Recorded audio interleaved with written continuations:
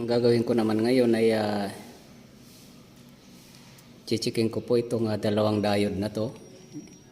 Kasi mayroon pa akong in-order na diode. So itong isa po ay buo at itong isa naman ay sira na. So ito pong diode na to ay ginagamit po dito sa welding machine generator. So yung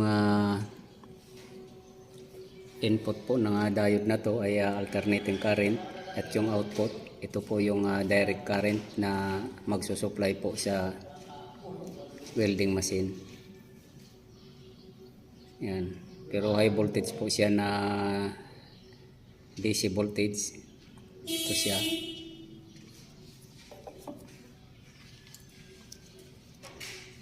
Ito naman po yung sira na diode. So dalawa pong diode ang nakalagay dito, pero isa lang po yung in-order ko. Titingnan po natin yung comparison po ng dalawa na to. At titingnan na rin natin kung gaano pa po ang itatagal ng diode na to sa pamamagitan po ng pag-test natin ng dalawang tester na to. So itong Megger tester po ay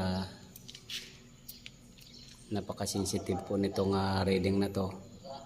So malalaman po natin dito yung pagkakaiba ng dalawang tester na to.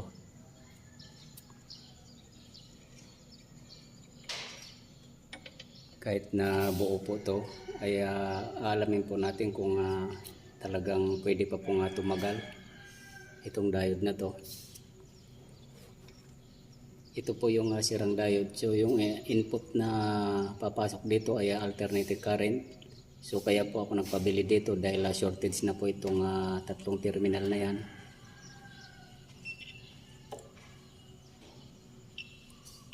Ayan po, tumutunog na siya oh.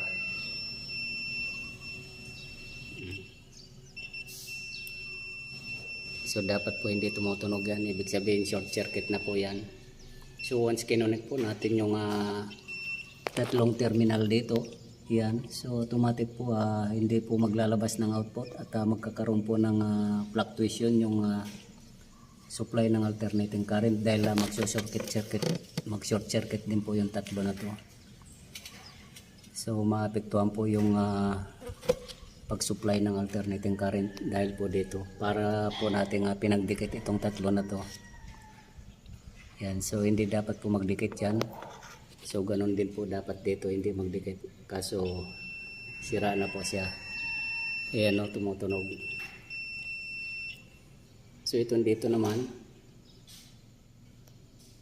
hindi naman siya tumutunog, kaya hindi po ako umorder. So ibig sabihin walang short circuit. Ganon din po dito. Okay po yung reading.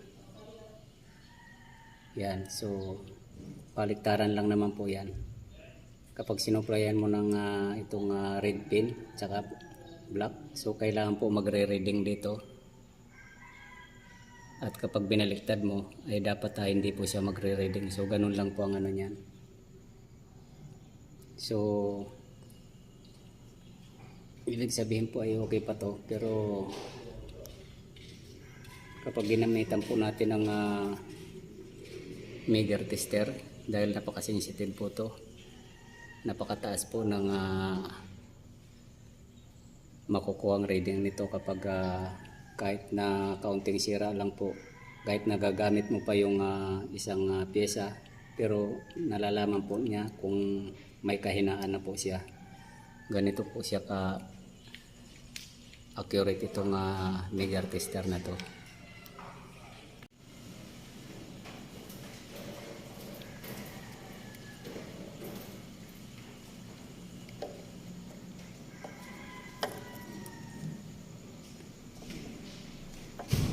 So yung importante lang po dito, itong tatlo na to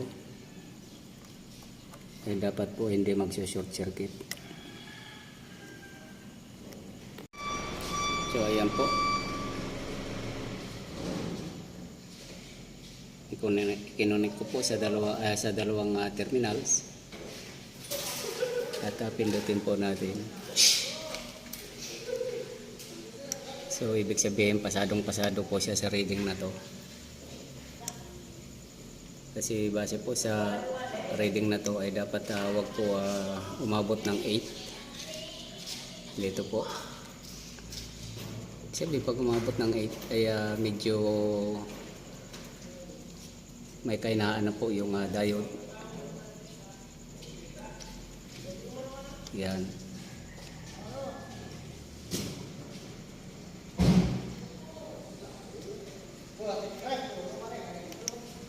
So pagdating po dito sa isang linya ay sagad po siya oh. So ibig sabihin na sumobra na po siya sa limit sa 8. So ibig sabihin may kahinaan na talaga po itong diode na to. Yan. So may kahinaan na po siya.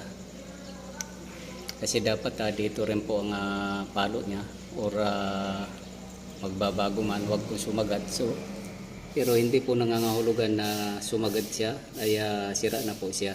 So buo pa rin siya. Kaya nga lang may kahinaan na po itong diode na to. So ayan na po yung sakaling magkaroon ng problema ay isa na po ito na suspected part na kailangan palitan din. So ganyan po yung reading niya. So ganun po ka sensitive po itong Megger tester na to.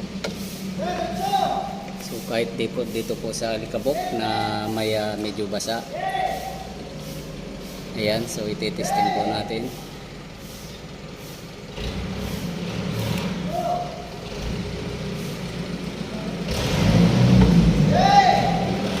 Ayan. Kahit na pinatong lang po natin.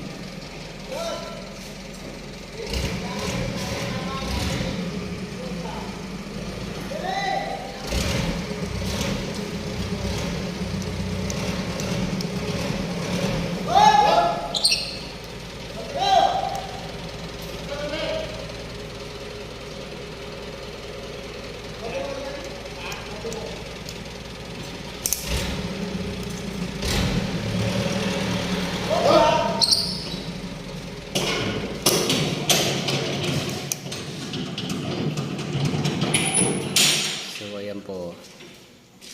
So ito naman po yung reading output ng Megger tester.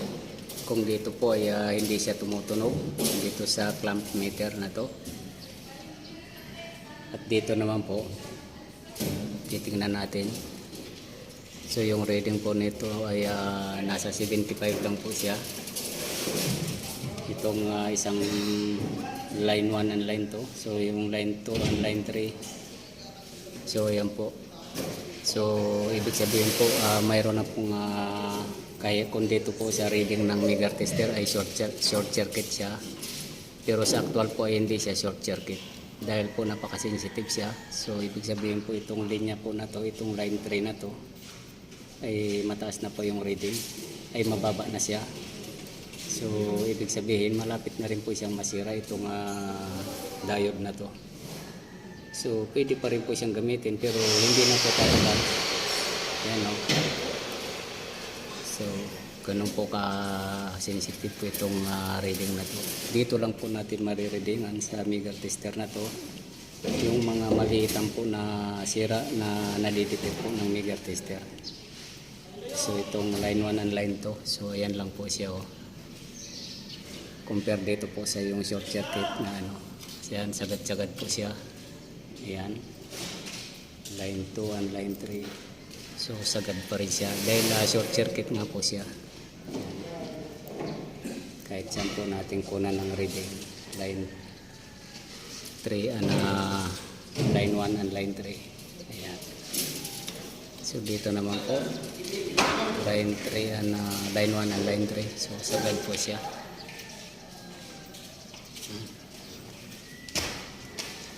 So ibig sabihin itong ano po,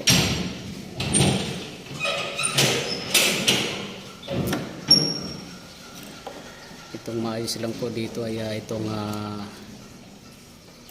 line 2 lang.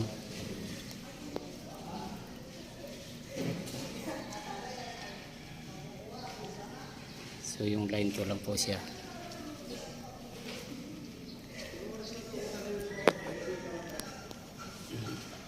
So ito naman po yung isang klaseng pag-check po ng diode. So nilalagyan po natin ng power supply at sasalubungin po natin ng test light. Yan, umiilaw po siya. Umiilaw. Umiilaw. Yan.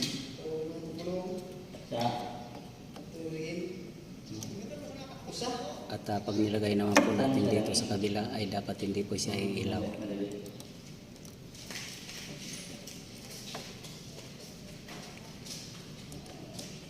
Yan. So ibig sabihin okay po siya. Yan.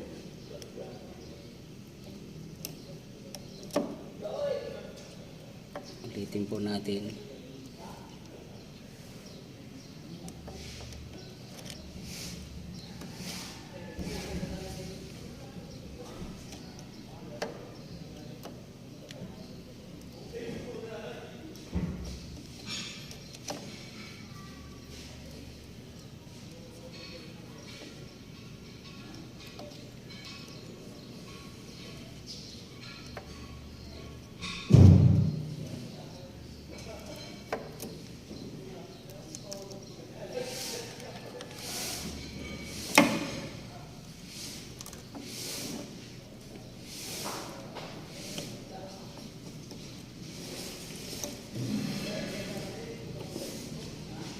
So ayan po siya, umilaw. Ilaw. So isang paraan din po ng pag-check to sa diode. So nilalagyan po ng power supply, negative and positive. So kailangan po magpapalitan sila, hindi gagana at saka gagana siya. So marami po. So yung sa idinagdag po natin itong megar tester naman. So dito po sa test natin ng power supply na nilalagyan ay pasado po siya, at dito po sa meter ay pasado rin. Pero dito po sa megar tester ay pasado siya, pero nalalaman po natin yung kahinaan ng tinetest natin dahil sensitive po itong tester na to. So yan po yung pagkakaiba niyan. So kung sakaling magkaroon po ng problema, so ito na po yung isang ano natin, suspected part na pwede nating palitan dahil nakita po natin yung reading po dito sa megar tester na to. So kahit na yung malikabok po na medyo basa siya, so marireadingan po din po natin dito dahil masyado pong sensitive nga itong ano na to, tester. So ayan po, yan, alikabok lang po yan na medyo basa. So ibig sabihin po pag mga wiring po na medyo basa na siya, nababasa, so naapektuhan po yung electrical system, lalo na po pag electronic type yung ating sasakyan. Yan, so ingat po tayo na nababasa po yung mga wiring or mga control dahil dito nga po ay lumalabas na mayroon po siyang reading. Yan po yung pagkakaiba ng ano, tester na to. So maliit na sira ay nadidetect po niya.